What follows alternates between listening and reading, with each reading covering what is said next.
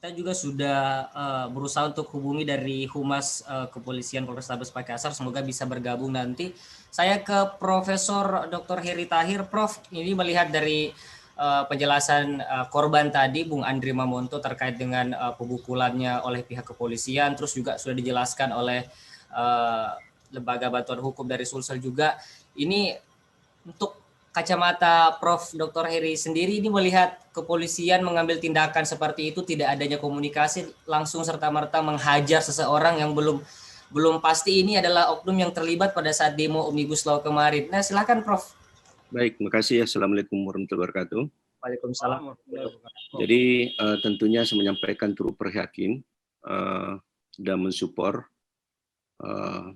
Bapak korban ya, yang telah menjadi korban dalam giat aksi yang dilakukan oleh masyarakat ya, mahasiswa, buruh, dan masyarakat yang mempunyai kepedulian terhadap negara kita ini ya.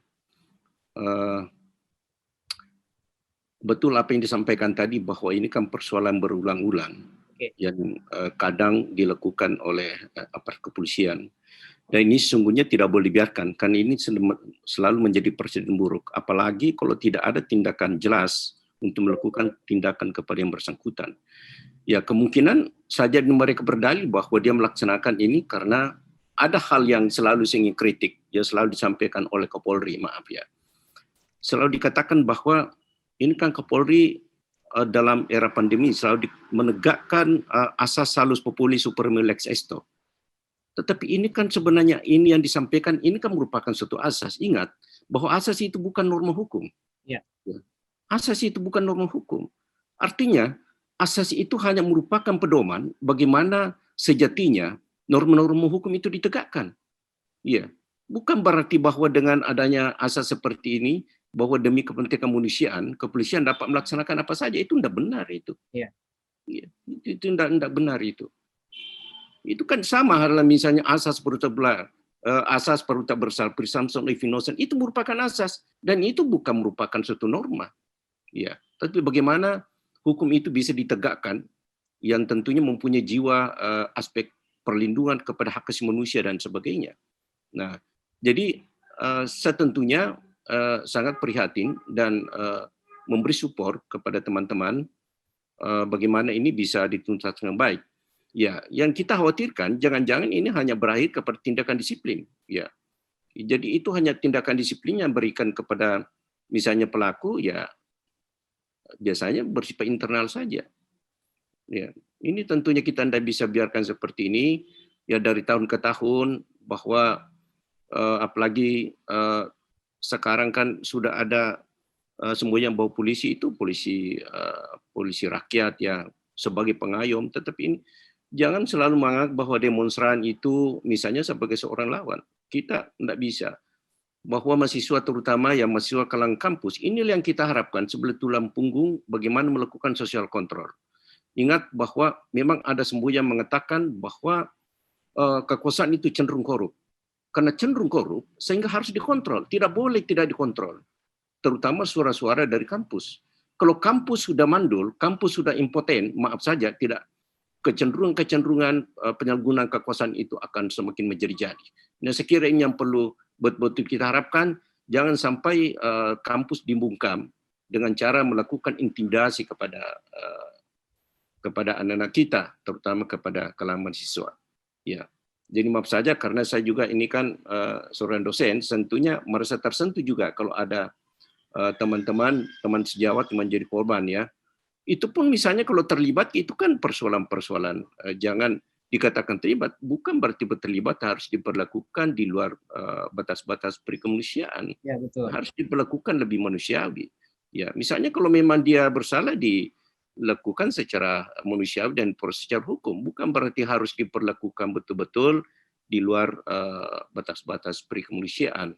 Ya, jadi seolah-olah membungkam supaya anak-anak kita ini takut lagi untuk menyuarakan kebenaran di tengah masyarakat. Ya, saya juga mensupport kepada lembaga bantuan hukum karena ini yang kita harapkan. Ya, nah sebenarnya di samping melaporkan ke Propam itu juga bisa dilapor ke Kompolnas. Ya, Komisi Kepolisian Nasional. Itu bisa. Jadi saya kira bisa juga coba dilapor ke Kompolnas.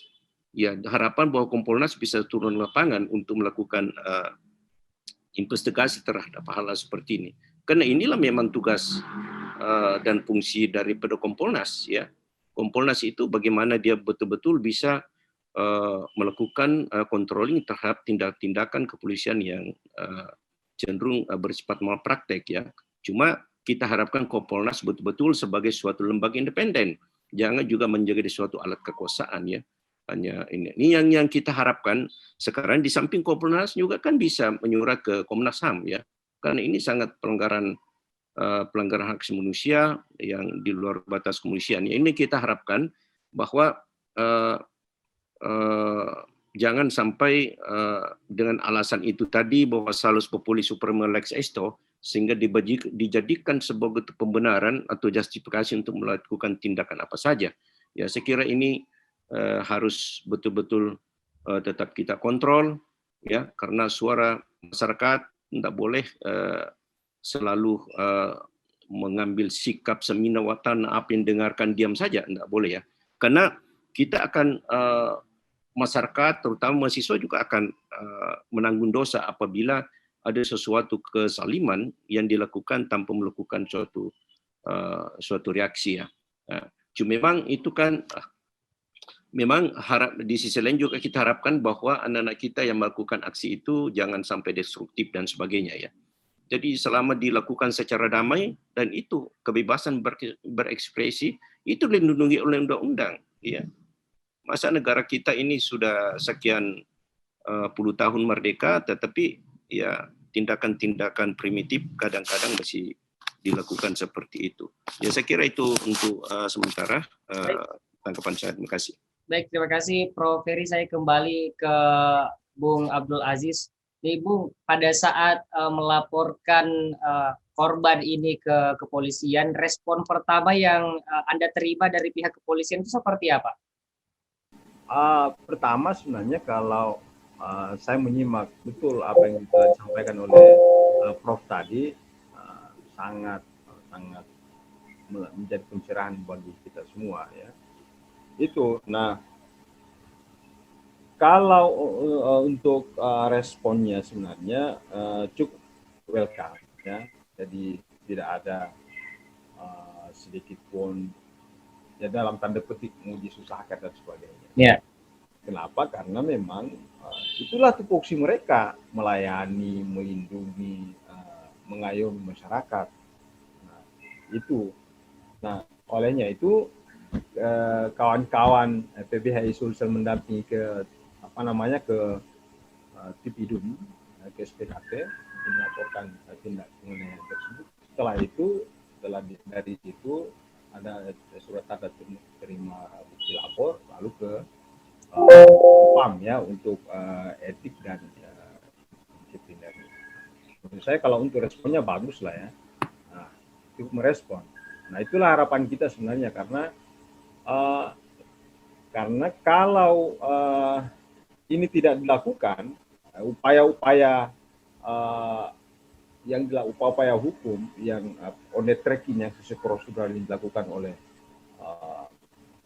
korban dan pendampingnya, maka saya kira ini sangat susah untuk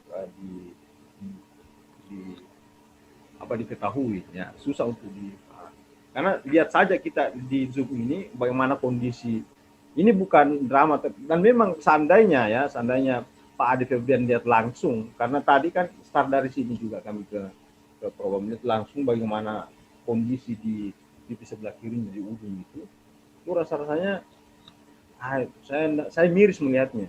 Nah, ini yang betul-betul harus pelakunya ini harus mempertanggungjawabkan, ya, sesuai dengan hukum yang berlaku. Baik, Bung Abdul Aziz, tadi Bung Abdul Aziz mengatakan ada kata-kata dari pihak kepolisian bahwa kalau ngurus-ngurus seperti ini susah karena sudah berulang-ulang kali. Itu dengarnya dari mana langsung itu, Bung Abdul? Enggak, sebenarnya enggak dari pengalaman yang ada dari beberapa kejadian yang berlalu-lalu ini.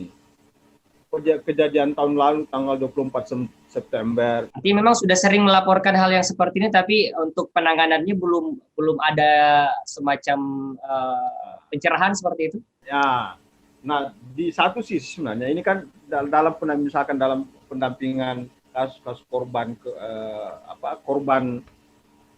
kasus-kasus korban demonstrasi, korban kekerasan aparat ini kan banyak, masif biasanya.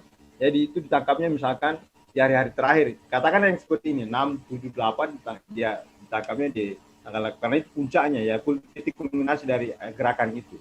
Kalau yang lalu seperti tanggal 24 September pun begitu. Banyak di situ. Jadi kami koalisi besar bantuan hukum untuk masyarakat sipil ini yang korban kekerasan aparat di saat melakukan aksi unjuk rasa ini. Nah itu. Makanya saya harus katakan bahwa kalau ini karena sudah berulang-ulang seperti ini kejadiannya terjadi kekerasan aparat pada demonstran, kemudian titik terangnya sampai tidak ada dan sebagainya. Ini lagi berulang di sini. Lalu kemudian tidak ada pertanggungjawaban secara transparan dari institusi tersebut. Maka itu akan menjadikan presiden buruk. Saya kira yang disampaikan juga Prof tadi itu menjadi bumerang bagi institusi tersebut, bahwa semangat untuk mereformasi Polri secara internal itu hanya lip service saja, sampai diimplementatif. Nah, apanya yang masalah sebenarnya di sini? Dari mana problemnya? Bisa saya dari pola perekrutan, peningkatan kapasitas SDM dan sebagainya.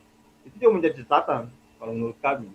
Nah, belum lagi ini persoalan kemanusiaan, gimana manusia lahir itu merdeka, tidak boleh disiksa, diperkosa.